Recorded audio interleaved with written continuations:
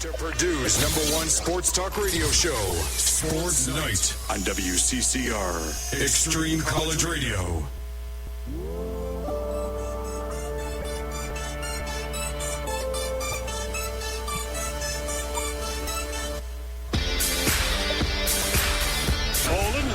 Sweep to the right-hand side, into the 15, breaks to the outside, off the block, goes to the 10 to the 5, and he scoots into the end zone with a touchdown. Moore has it, head to Johnson, Hill,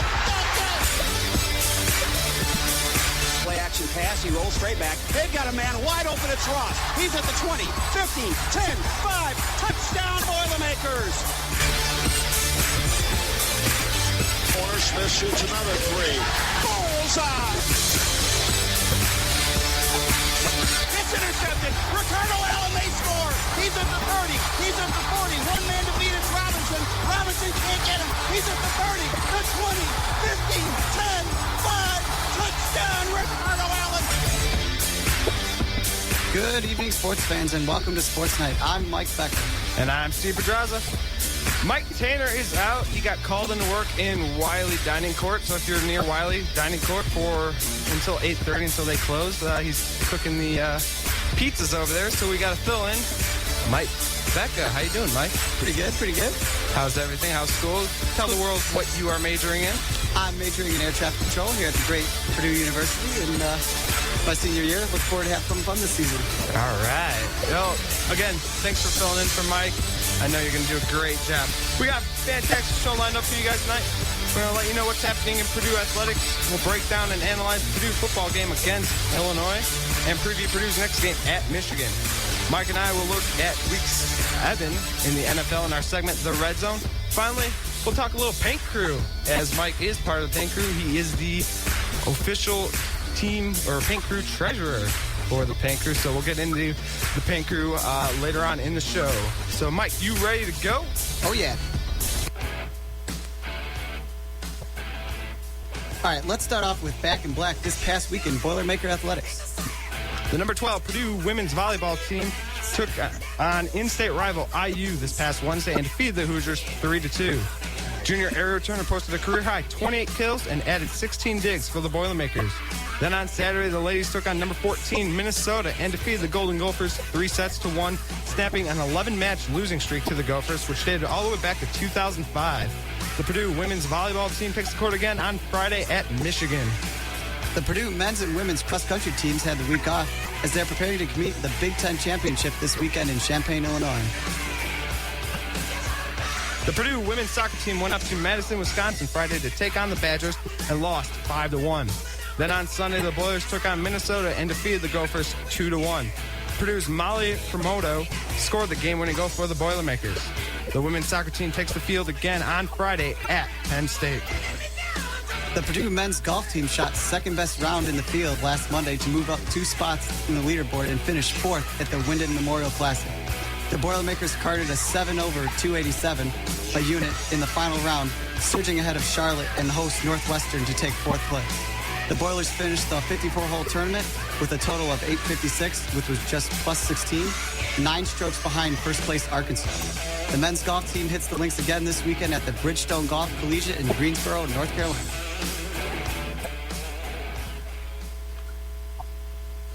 The Purdue football team took on number 23 Illinois this past homecoming weekend and upset the Fighting Illini 21-14. Just looking at the stat sheet, Purdue offensively had a total offense of 304 yards. Individual stats in rushing, running back Akeem Shavers led the team with 8 carries for a total yards of 29 yards. Second was Ralph Bolden with 12 carries for just 28 yards. Passing, Caleb Turbers played the whole game, completed 16 of 25 passes, had 2 touchdown passes, and was sacked once. In receiving, Justin Siller led the team with 3 catches for 45 yards and 1 touchdown pass. And on defense, linebackers Beckford and Holland led the team with 11 kills, and KK Kawan Short had 6 tackles, 2 of which were for a sack. Mike, great weekend, homecoming weekend. You know, great atmosphere. A lot of alumni came. A lot of John Purdue Club members were in attendance. Good game to come and have Boilermakers come in and give a little Illinois a whooping. What did you think about the game? Oh, yeah, I enjoyed the game thoroughly. They played a lot better than they have been playing in recent years. I thought the defense looked much better than it has. Every time they needed to get a stop on third down, they got it. Yeah, I think we could all agree that ever since that Notre Dame game, this defense has completely done a 360. They really or have. 180, I guess I should say. Yeah. Defense is coming out physical. Kawan Short, he's become that preseason All Big Ten player we all were hoping for and all hoping to see. Definitely. He's finally making a showing. And our secondary, I mean, looking at a couple of Illinois stats, passing, their star quarterback, Nathan Shieldhouse, threw the ball 35 times, only completed 22 of them, had 217 yards passing, was sacked 4 times. Yeah. We haven't seen that kind of numbers, sack totals this whole year from our Boilermakers defense. Exactly. Like when we got the first sack and then we kept getting more of them, I was surprised just how many we had, considering how the defense has played these past few games. And speaking of secondary, their star receiver, A.J. Jenkins, who, to me, I've been watching Illinois football this whole season, in and out Big Ten. They've been on ESPN. He didn't impress me at all. No.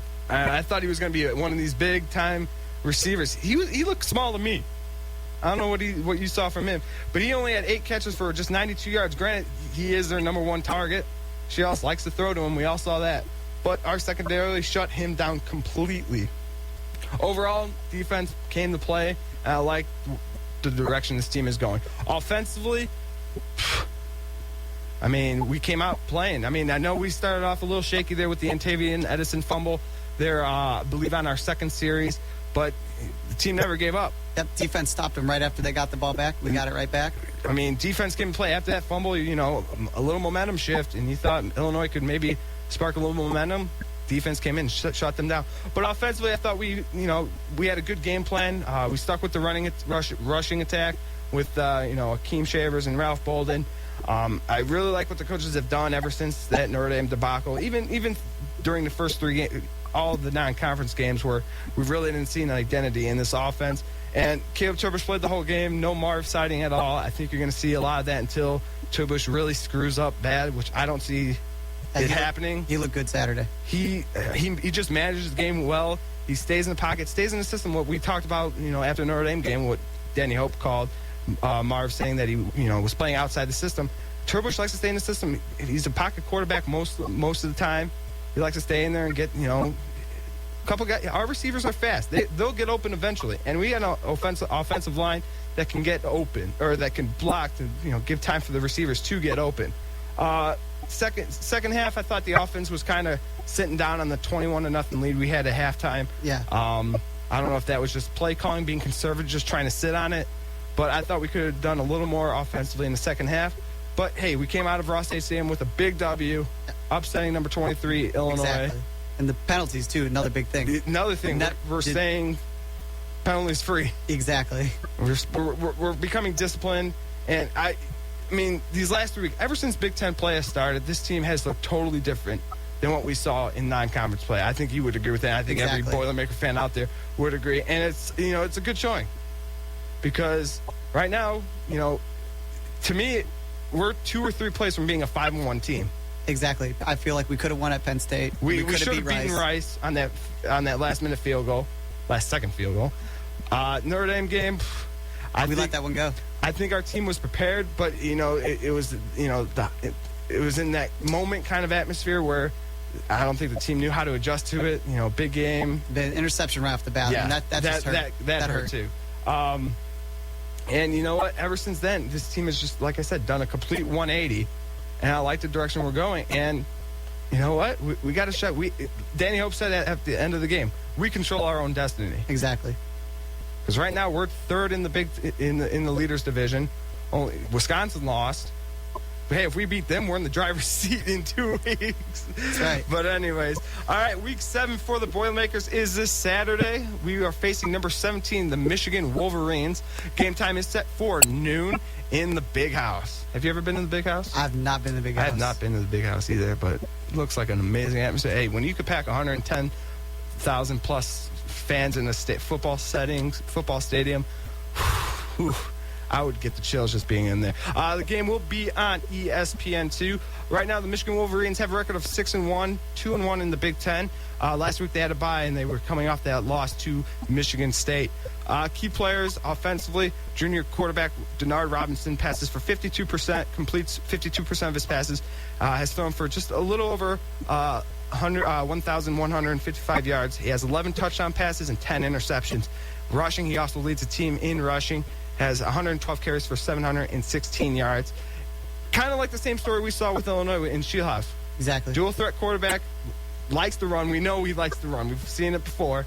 We've stopped him before. Exactly. You're going to see, I think, the same game plan defensively that we saw for Illinois. And then second key player to watch is senior wide receiver Junior Hemingway. 17 receptions for 397 yards and one touchdown pass on the season. You know, this offense can score. It can. They're dangerous. It's their defense that's the key in where they've had trouble over the last couple years. So it's going to be interesting. Mike, what do you want to see offensively from the Boilermakers? I got to strike first. I mean, depending on how the coin flip goes, I think the Boilermakers got to go out there strong that first possession, get some points on the board. I'd have to agree with that. I think, you're going, hey, 2009, we beat them. That's right. Danny Hope likes to play at Michigan. And, what great way to quiet that crowd by scoring first, get that little momentum shift towards you, towards our side, and, get a quick score. And, I just want to see kind of the same game plan. Stick with the running game. We know we can run on these guys, on any Big Ten team. We can do it. We have the offensive line to do it. We have the running backs to do it. Yep. I think if we establish a running game, and then that'll open the door for Caleb Turbush and our wide receivers. Getting open, play action. We like to roll out, get a couple guys open. What I like seeing was we actually ran out of the I formation on Saturday, which Purdue really hasn't done this season. They usually just roll out of that or run a draw. I like seeing that. I like power nose football. I'm that kind of guy that, lead that fullback, running back the foul right through that hole. Defensively, I think we could both say that one word comes to mind, and that's physicality. They got to contain Denard Robinson. And do the same thing. I like what they did for Illinois was on most plays when, to me, Illinois played conservative, I thought, throughout the whole game. But containing Shieldhouse was the key in that game. If you don't keep containment on these type of quarterbacks, game over. They're going to run all over us. Yeah. And the one thing I saw from Purdue was they had Beckford and Will Lucas on a quarterback spy, keeping Shieldhouse in the pocket, quarterback, in the passing pocket. I want to see that same thing for Denard, because they're going to run Denard Robinson every other play. Yeah, he's the offense, and like I said, Junior Hemingway is there to get those run option pass plays that Michigan likes to run. Secondary has to stick with the receivers. Yeah, I definitely agree with the secondary. Denard Robinson likes those big home run passes. 50 yards. If the secondary can step up, pick a few of those off. And the one thing I like seeing from Purdue, the one thing I think Purdue has an advantage of on this in secondary versus Denard's offense is the speed. Because Denard likes to throw balls up just in the air. He likes to, get a high projectile on his passes, rushing out of the pocket. I think we have the speed to, maybe pick one or two off. Look at on the season. He has 10 interceptions, and they played 7 games. Yeah. So he's averaging just a little over 1 a game. So, hey, Rico Island. That's right. Ricardo Allen, Josh Johnson. I think you're going to see one of those guys pick one off. And Denard, hey, why not pick 6? That'd be a big momentum shift. It would. So, special teams, I think you got to keep it simple. Stay in your lanes for the game. Carson Wiggs, I know you weren't here, but me and Mike last week harped him a lot for the game in Penn State, missing that field goal, missing that extra point, kicking out of bounds. It was rough to watch. It was rough to watch. Every player